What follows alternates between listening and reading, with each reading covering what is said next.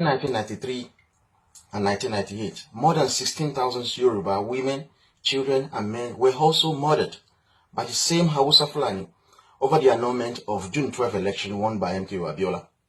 Then you ask yourself, why is it possible for Hausa Fulani to be just killing the Yoruba literally like that without the Yoruba having the capacity to defend themselves and their homeland?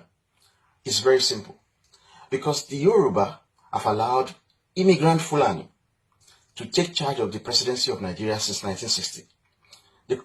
To control the National Assembly, the same Fulani control the judiciary, they control the Nigerian military, as well as all the intelligence agency in Nigeria. But, for instance, I live in England. I am an immigrant. The English would never allow immigrants to be their head of state. The English would never allow immigrants to take charge of their parliament. The English would never allow immigrants to control their government. The English would never allow immigrants to take over the command and control of their military as well as all their intelligence agency. I have a cousin who worked with the British Army. He has not been allowed to work within the submarine section because he's black. It is not racism. It is simply self-preservation.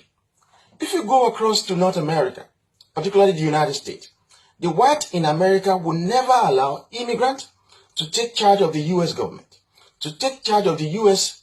military as well as intelligence agency, to take charge of the U.S. judiciary. But this is the major problem the Yoruba are facing. The Fulani are not indigenous to Nigeria. They are immigrants like Yoruba who are living in America. The Fulani in Nigeria are immigrants like the Yoruba who are living in England.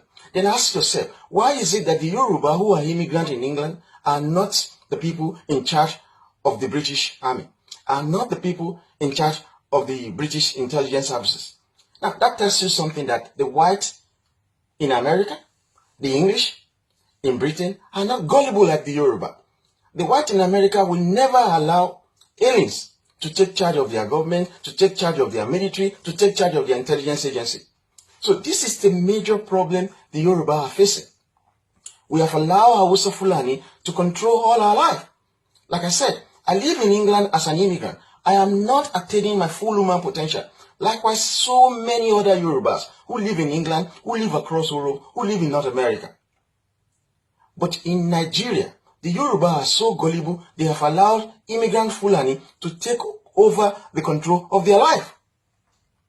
Then, let me ask one fundamental question, is this. Why do you think the Igbo governors denounce the activities of Nnamdi Kanu? They did not betray the people of Igbo land. They denounced the activities of Nnamdi Kanu on the instruction of Buhari, a Fulani. Like I said, Fulani are immigrants in Nigeria.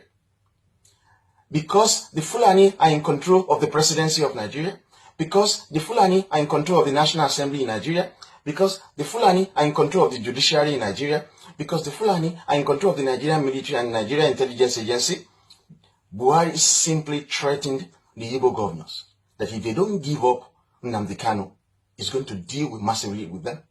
That was why the Hausa Fulani purchased military weapons from the US, from Britain, from Russia, and using same to kill the Igbo people. Because the Yoruba have allowed immigrants to rule over them. And this is a major problem. Now let me tell you one fundamental thing. You know Governor Ajimobi? He was once an immigrant in the United States.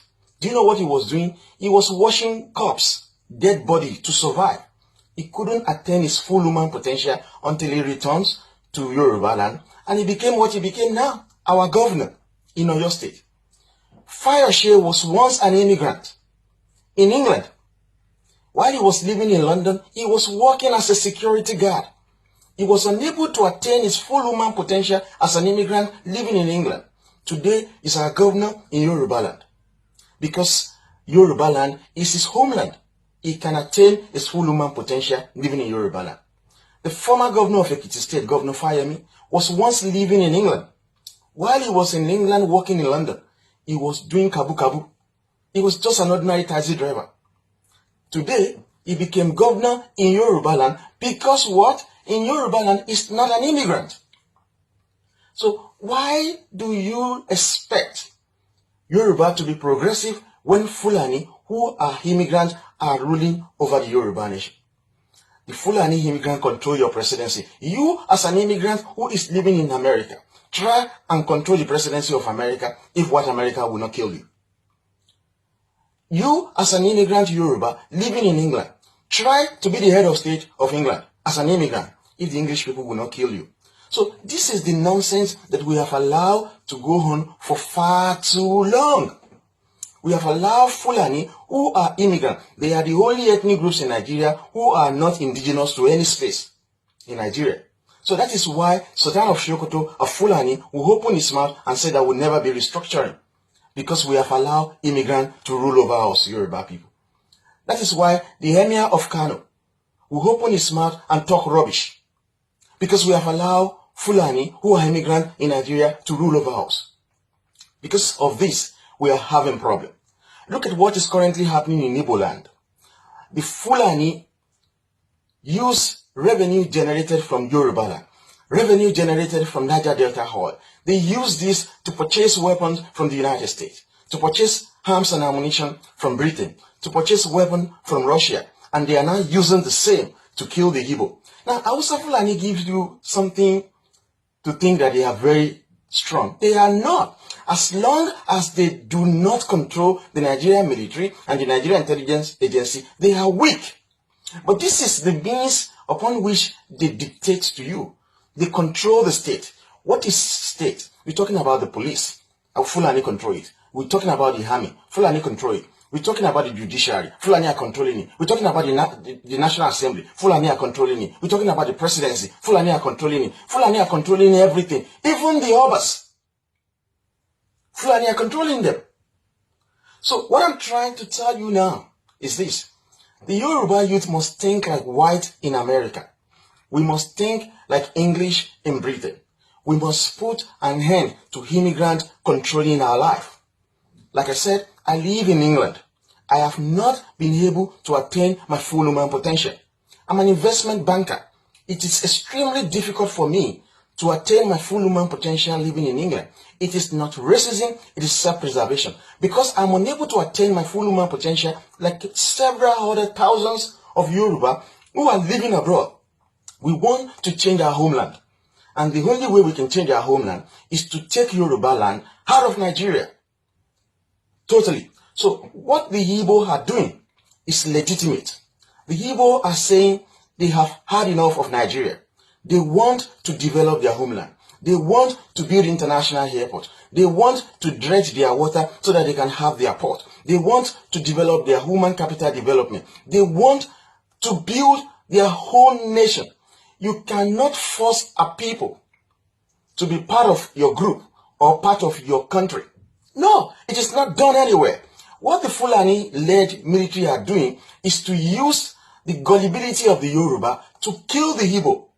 They did the same thing to us between 1963 and 1964, because then there was nothing like social media. That is why what you have seen, the video of the Igbo you are currently seeing, you did not see that of 1963, 1964, when 14,528 Yoruba were killed. Because there was nothing like social media in 1993 during the June 12 struggle. That is why you cannot see that 16,000 Yoruba were killed by the Hausa Fulani. Today, they are not killing the Igbo. But the Hausa Fulani are fearful. The Hausa Fulani are not powerful, but they are using the gullibility of the Yoruba to control the Nigerian army, to control all the intelligence agency in Nigeria, so that they can use this means to kill people, so that you can use this means to suppress people. Now, I am giving you a challenge. You are Yoruba living in America. Why is it that you, as an immigrant, you are not in charge of the U.S. military? Why is it that Yoruba are not in charge of the U.S. intelligence agency? Why is it that Yoruba are not the one controlling the U.S. Congress? Why is that? Because the white Americans are not as gullible as the Yoruba youths. Now, I ask you and I challenge you, to those Yoruba who are living in England, can you be the head of state of England as an immigrant? As Yoruba immigrant living in England, can you control the British Parliament? Can you control their military? There are some sections in the British military that if you are not white, you cannot work in those sections. It is not racism. It is nothing other than self-preservation. So folks, I'm asking the Yoruba youth, we have no option other than to use chemical weapon and biological weapon to defend Yoruba civilization. Do you know why? It's simple.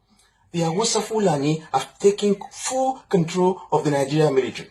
They are in every intelligence agency across Nigeria. There is nowhere, there is no how we can defeat them without the use of chemical weapon and biological weapon. So what they have done to the Igbo people is wrong, because you cannot force a people to be part of your group or part of your country.